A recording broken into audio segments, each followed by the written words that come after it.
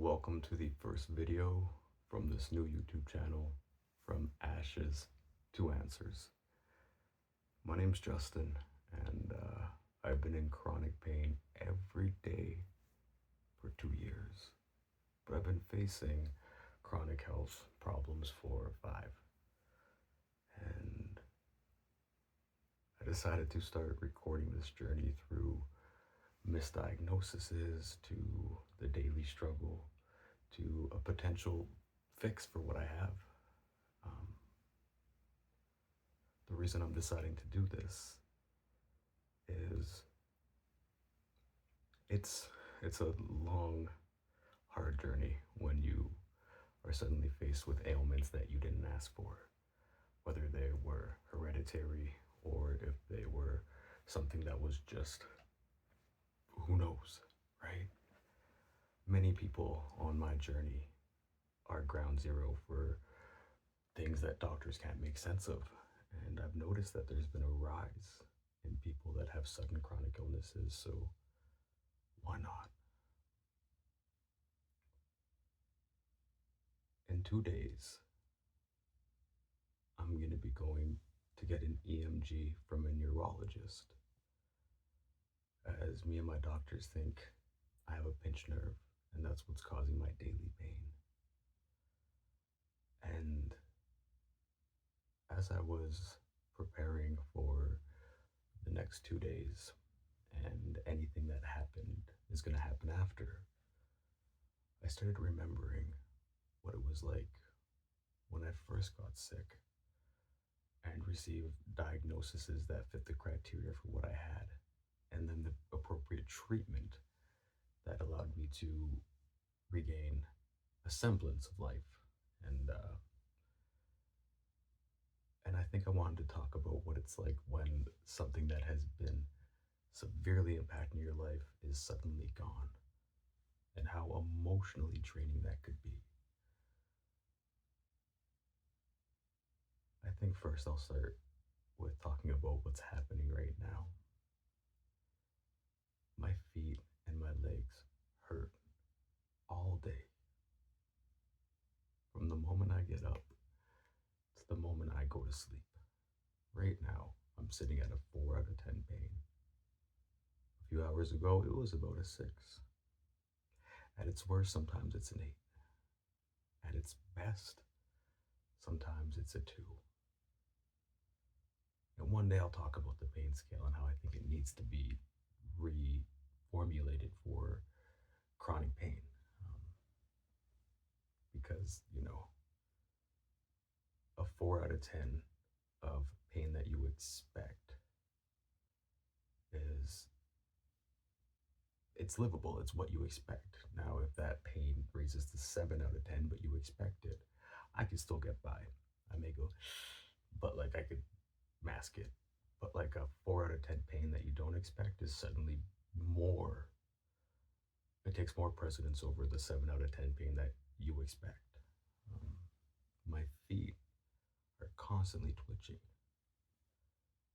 And it wasn't until I had a relationship at the time that they pointed out that even when I sleep, my feet are constantly twitching.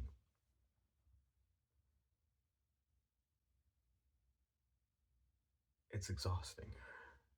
It's quite frankly exhausting. Especially when you get home at the end of the day and you're like, man, I may have blocked it out while I was busy.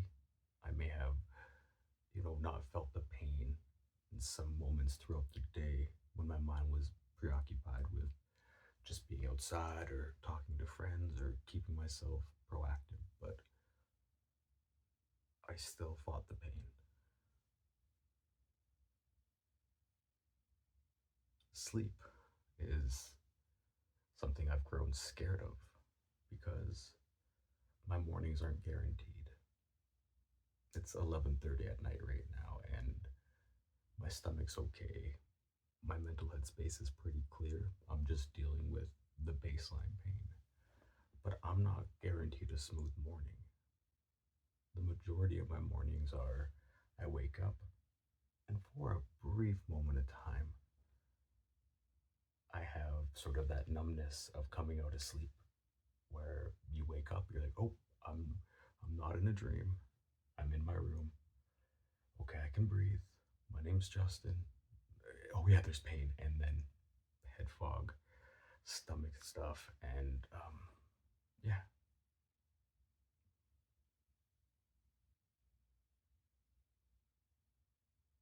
And it's been 2 years since I woke up one day and my feet hurt. My feet hurt. Like I sat on a toilet for too long with the pins and needles, that numbness that hurts. But also my bones hurt like I just went for a long hike. But I was sleeping. So unless I slept walked and walked 1,000 miles to an outhouse and sat there for 6 hours and walked back, it's impossible. Um, I remember thinking, this is strange. And I went to bed that day and I woke up and my feet hurt, much like I sat on the toilet for too long. And then I went for a long walk. And I remember thinking, oh, that's no good. And then I went to bed.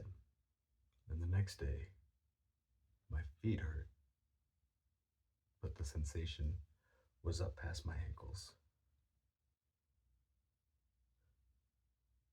And I remember thinking, oh no, is this the moment people talk about where they knew their life was going to be different from here on out? Was this the rest of my life? And since then, it's crawled up. And I've had so many weird, persistent, random pain signals. But there's never been a direct causation with this diagnosis that has yet to happen. I was told it's anxiety. Um, I was told that it was a lot of things, but none of them ever landed.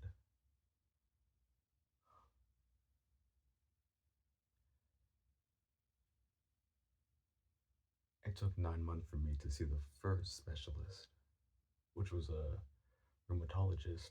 And this guy took a quick look at my foot and he's like, I've seen 8,000 people, and that's not rheumatoid arthritis.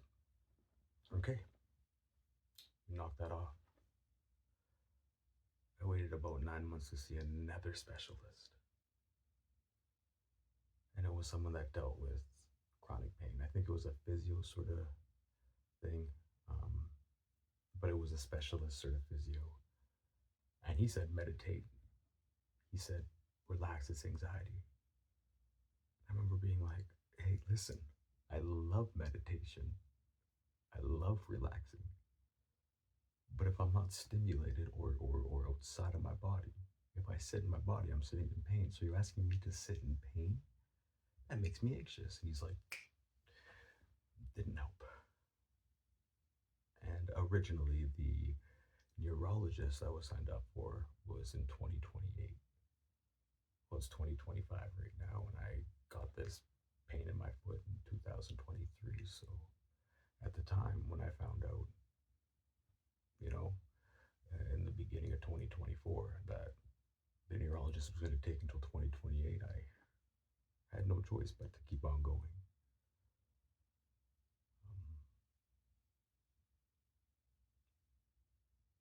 But one thing I wanted to talk about with this video to kick off this channel is the aftermath of what happens if one of your ailments is taken care of appropriately. And that takes us to the start of my journey, way back in 2019 or 2020. I remember what happened on that day in 2019. It was before 2020. Um, I went to go eat broccoli and I just spat it out like it was battery acid. Like I couldn't get that food in me. And, months later, I have a swollen belly. am so tired. I can barely get out of bed. I am not eating. I'm gaining weight, but I'm not eating. Like something was amiss. And I didn't even have a primary doctor at the time. I was just going into ERs. I was using this TELUS Health app to basically Tinder doctors, walk-in clinics, anything I could, and no one could put it together. I was very fortunate during that time to be connected with a doctor that not only very much was in the medical field and learning still, but attentive. And she saw all my tests and said, "Whoa, I think this is H. pylori." And she nailed it. We did a test, and H. pylori was just ruining my insides. So she said, "Hey, we're going to throw you on a triple stack, 2 weeks of antibiotics. If that doesn't work, we'll put you on another one." I'm like, "What if that doesn't work?" She's like, "That usually never happens, but we'll have to do a third one. By that point, it will be eradicated."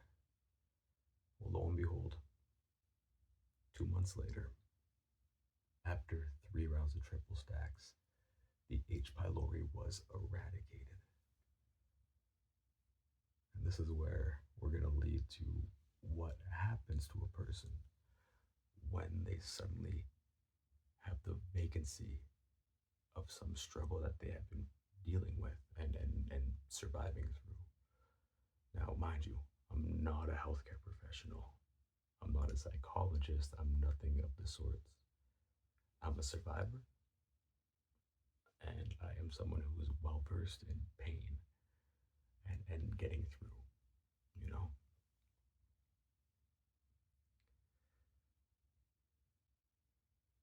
The day that it was officially done, we did the tests and everything was good.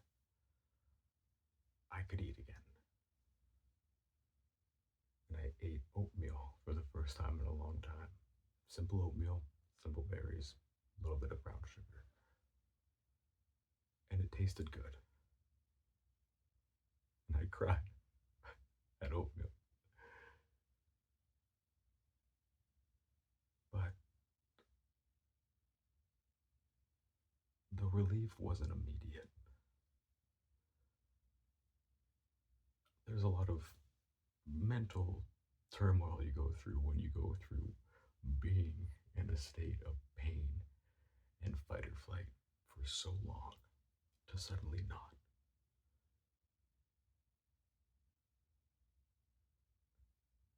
There's this sense of loss, like you crave the pain. It's been with you for so long that now you miss it in a weird way because suddenly your identity as someone who is in pain doesn't exist. And your sense of purpose is gone for a bit. Your nervous system is still going to be looking for pain. In fact, your nervous system and your sympathetic nervous system and all these things get so good at blocking out, I would say, the majority of it when you're busy and when you're not. That when the pain's gone, suddenly like lights are too bright, your clothes feel funny. You start noticing these other things that you had no chance to notice before because that pain was so all encompassing.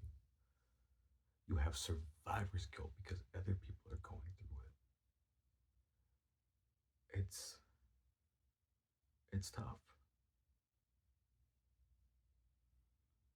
You are tired.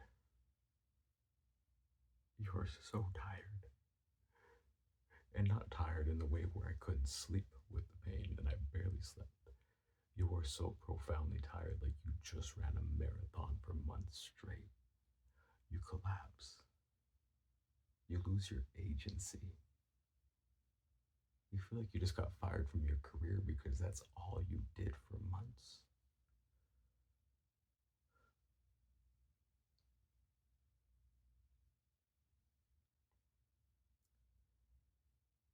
And now that I'm dealing with something that is even more invasive, something that isn't tangible, like it's a stomach bug, something where my body is actively hurting itself.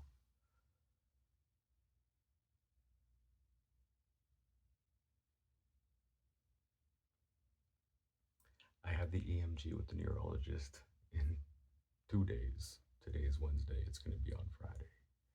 And I'll get into what happened, how I went from 2028 for the neurologist to a few weeks away when I got the call like 2 weeks ago in another video, but I had to start mentally preparing myself for the reality that like this could be over. And the weeks and maybe months of recovery from just exiting pain. And like, I know you're thinking, well, shouldn't you be excited? I absolutely am excited to wake up one day with the possibility of having my body back, having the safety within my body back. But it's been so long, like, this is all I've really ever known for 2 years of this pain specifically, out of the 5 years of learning different pains. Um,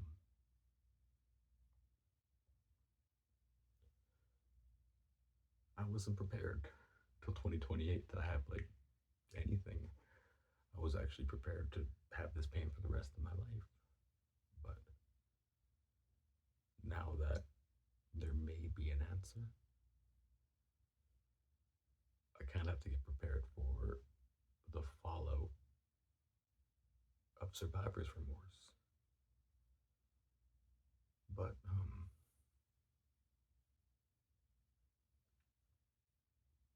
yeah, I think all in all, I would be remiss if I didn't capture this journey right now and immortalize it for other people that are starting this journey, on this journey, or have gotten through miraculously, um, and don't have anyone to talk to it about. I've spent so long not letting people know because I wanted to appear strong. Very recently, I've been opening up quite intimately to my friends and community. And it took a long time because how do you, as a person, accept support and help when there's no end? There's only so many times you could look someone in the eyes and say, hey, like, I've been in pain since we talked last 2 weeks ago. And they're like, every moment, you're like, yes. And they go, like, they don't conceptualize it because it's literally impossible to conceptualize unless you understand it because you've lived it or are living it. How do you accept help when there's no end in sight? How do you put that on someone? How do you continue a relationship that's new when you're suddenly sick? Like if I had a relationship that was years at the time, yeah. But when it's like 3, 4 months in, like how do you fully embrace that person? Be like, hey, I'm sorry that you fell for me, but like you may need to take care of me forever. Anyways, this is about to take 20 minutes. I think I'll leave it here. Tomorrow, I'll be getting prepared to go to my EMG on Friday. So I think I'll do a video tomorrow when I wake up or just throughout my day, talking more about my journey, just so you get to know me a little bit better. Anyways, this has been the first episode of From Ashes to Answers. We're a bunch of phoenixes rising from the ashes. And if you're about to embark on this journey because you know the pain's coming, I'm sorry, but you're in the right space. If you're currently on this journey, I'm sorry. I truly am, but you're in the right space. And if you're here because you've gotten through the journey, I'm sorry you had to experience it. But find solace in a community that understands. We don't have to suffer in silence anymore. We don't have to be isolated. But at the same time, it, I don't even know what to say. If you watch this, thank you. Yeah. All right. I love y'all. Take care, my phoenixes. And remember, it just hurts right now, but it hurts less when you're not doing it alone. You have me now. Okay. Adios, amigo. Justin out.